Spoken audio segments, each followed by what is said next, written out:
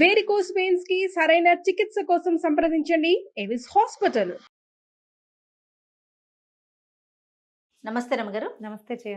రమగారు, మంచి చందమామ కథ చెప్పుకుందామా? కొంతమందికి అదిరిపాటు ఉంటుంది, నేల మీద ఆగలేంతనం. అసలు ఆగరు రమగారు. పెనం మీద గింజ పేలగింజలాగా పేలిపోతూ ఉంటారు. ఏమిటో ప్రతిదానికి పేలిపోతారు. నాకేం తక్కువ అనుకుంటారు, నేను అందరికంటే ఎక్కువ అని భావిస్తారు, ఎక్కువగా ఉండాలని కోరుకుంటారు.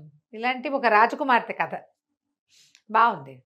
కళింగ రాజకుమార్తె మైనావతి మహాందగత్తెట. ఆ పిల్లకి ముందు చిన్నప్పటి నుంచి నువ్వు సూపర్ సూపర్ సూపర్ అనే మాట విని విని విని విని ఎక్కిపోయి ఉందన్నమాట.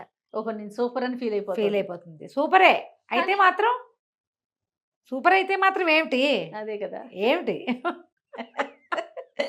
నేను అదే అనుకుంటా. చాలా మందిని చూస్తాను నేను, ఒక ఆగలేదని నేను సూపర్ అనుకుంటావు, బాగుంది, అయితే ఏమైపోతావు ఏమిటి? నీకేం అందరిలాగానే నీకు 2 కాళ్ళే ఉంటాయి, 2 చేతులే ఉంటాయి, నువ్వు కొన్నాళ్లే ఉంటావు ఇక్కడ.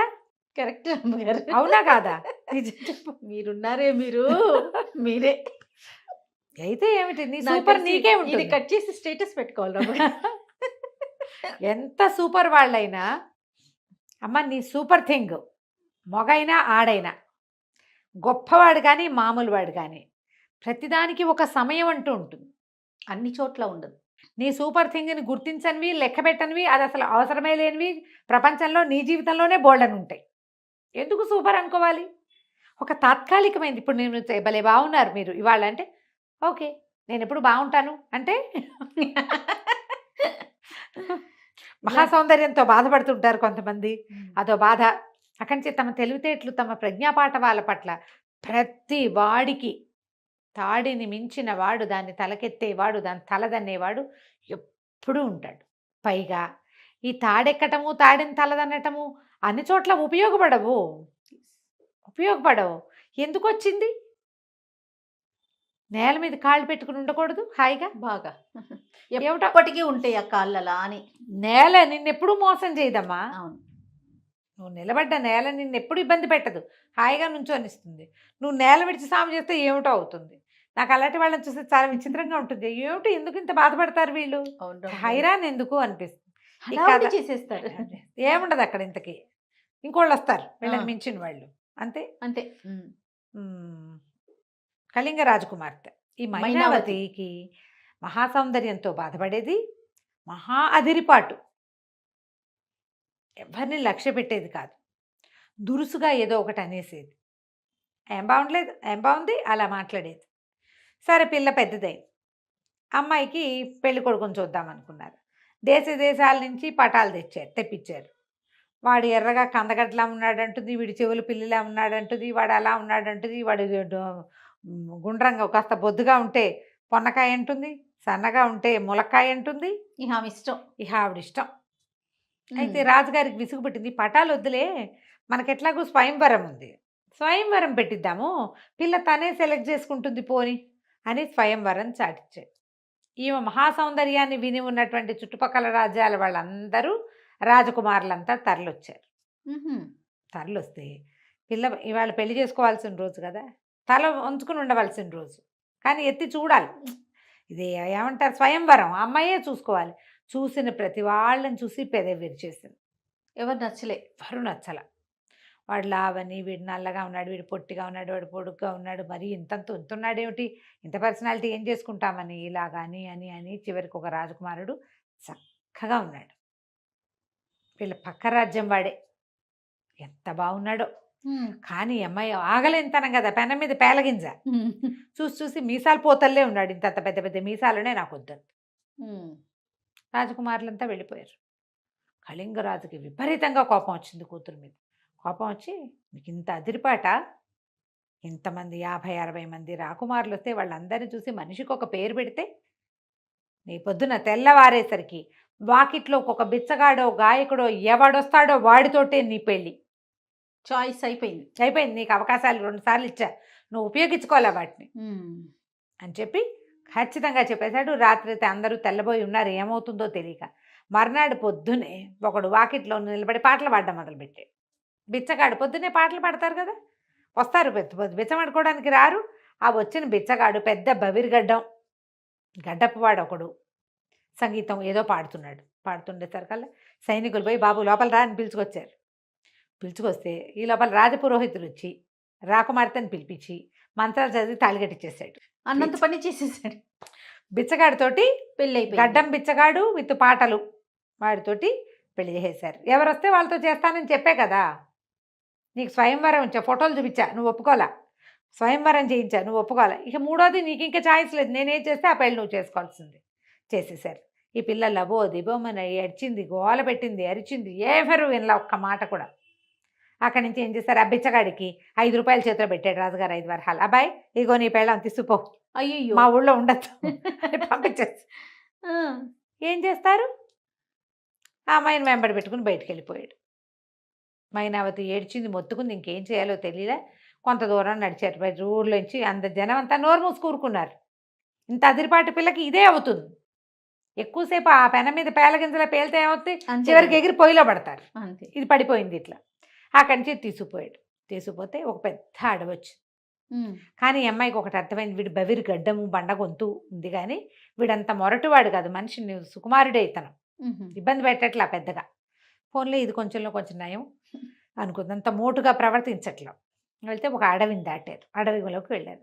ఈ అడవి ఎవరిది, ఏ ప్రాంతంలోది అని అడిగితే మన పక్కన రాజ్యం ఉంది కదా, మీసాలు పోతంటారే, ఆ రాజుగారి రాజ్యం ఇది అని చెప్పాడు. ఆ రాజుగారి పాలనలోకి వస్తుంది అని.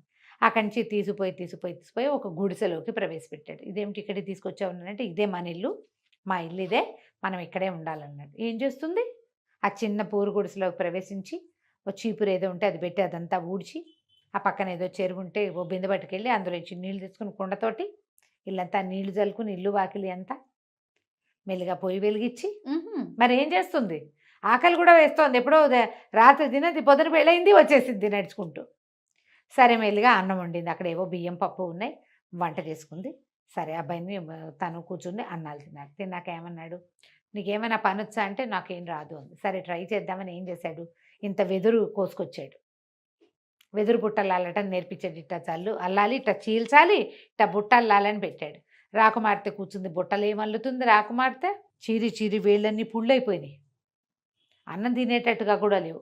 ఆ అబ్బాయి అన్నాడు, బిచ్చగాడు అన్నాడు, అమ్మాయి నీకు ఈ పని అయ్యేలాగా లేదు, నీ చేతులు బాచిపోయినాయి, ఇక బట్టలు కట్టుకోలేవు, తలకాయ కూడా దూకోలేవు, ఓ పని చేయి, పక్కన ఎవరో కుండలు చేసేవాళ్ళు ఉన్నారు, కుండలు తెచ్చిస్తాను, మరి కుండలు అమ్ముదువు కానీ, కూర్చుని చేసే పనే కదా, నువ్వు కుండలు చేయక్కర్లా, కుండలు నేను తెచ్చి పెడతానని ఓ 50 కుండలు ఒక బండి మీద వేసుకొచ్చాడు. అక్కడి నుంచి ఏం చేశాడు, ఊళ్ళోకి రాకుమార్తెని తీసుకుపోయి ఓ చోట చాపరిచి ఇక్కడ కుండలు అమ్ముకురా అని చెప్పి వెళ్ళిపోయాడు. ఆ అమ్మాయి ఆ బండి, తోపుడు బండి తాకొచ్చి అక్కడ పెట్టాడు. ఆ బండి మీద ఉన్నవన్నీ ఆ చాప చక్కగా పరిచి కుండలన్నీ పెరిచి గడ్డం కింద చేయబెట్టుకుని కూర్చుంది. ఎవరైనా వస్తారేమని 2 కుండలు కూడా అమ్మలేదు. కానీ ఈ లోపల పెద్ద గుర్రపు రవ్వుతో ఒకడు వచ్చాడు, గుర్రం వేసుకుని. వాడేం చేశాడు, ఈ కుండల మీదకి పోనిచ్చి కుండలన్నీ తొక్కేశాడు. అది నష్టమే. నష్టం. ఈ అమ్మాయి కుండలు చేసిన వాళ్ళు ఏం చేయాలి, కుండలు పెట్టుకున్న వాళ్ళు కుండల వెనకాల కూర్చోకూడదు, కుండలకి ముందు నుంచోవాలి, ఎవరైనా వస్తే మీద పడిపోకుండా. ఈ పిల్ల ఎక్కడో చోట కూర్చోవటం అలవాటైన పిల్ల పోయి వెనకాల కూర్చుంది, కుండలన్నీ వదిలిపోయినాయి. నువ్వు చెప్పలేదుగా అన్నాడు ఆ గుర్రపు రవ్వుతో.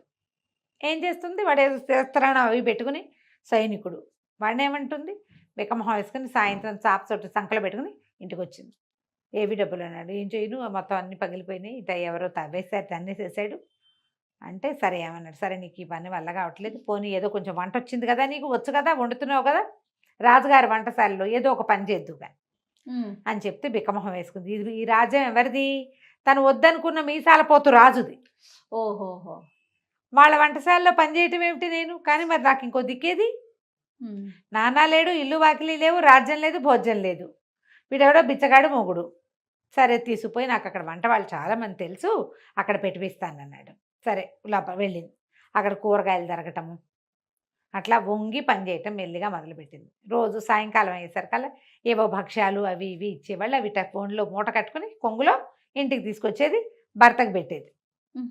10 రోజులు ఏమో గడిచింది. 10 రోజుల తర్వాత పెద్ద పెళ్లి సన్నాహం జరుగుతోంది. ఎవరిదో పెళ్ళి, ఆ మీసాలు పోతుందే పెళ్ళో ఎవరిదో తెలీదు, కానీ పెళ్లి సన్నాహం జరుగుతుంది. బోల్డ్ పిండి వంటలు ఉండేరు. అక్కడి నుంచి వంట చేస్తున్న ఒక అతను ఉన్నాడు లోపల.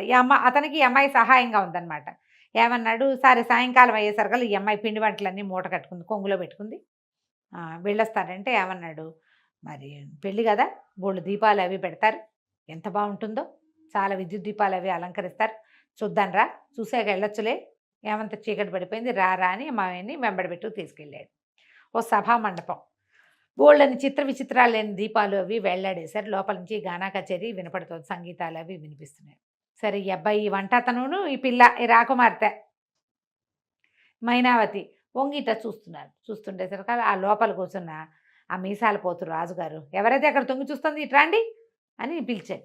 పిలిచేసరికల్లా ఏం చేయాలి, బిక్కమొహం వేసుకుంది. ఒట్టిగా చూస్తే ఎట్లా, నాట్యం చేసి వెళ్ళమనండి అన్నాడు. రాకుమార్తెకి నాట్యం వచ్చు. అక్కడి నుంచి ఏం చేసింది, వాళ్ళు ఏదో సంగీత కచేరీ చేస్తుంటే మెల్లిగా వెళ్ళమన్నారు. వంట ఆయన అన్నాడు, వెళ్ళవమ్మా వెళ్ళు, లేకపోతే ఏం శిక్షలు పడతాయి ఏమిటో, ఆయనదే పెళ్ళో ఏమిటో ఇది, వెళ్ళమ్మా అన్నాడు. సరే, కొంగు దొప్పుకునుందిగా స్వీట్లు పెట్టుకుంది. అవును. అక్కడికి వెళ్ళి నాట్యం చేయటం మొదలుపెట్టింది. చూస్తున్నారు అందరు, బాగా చేస్తుంది, చక్కగా నాట్యం చేస్తుంది. వాళ్ళు ఎవరు గుర్తుపట్టలేదండి.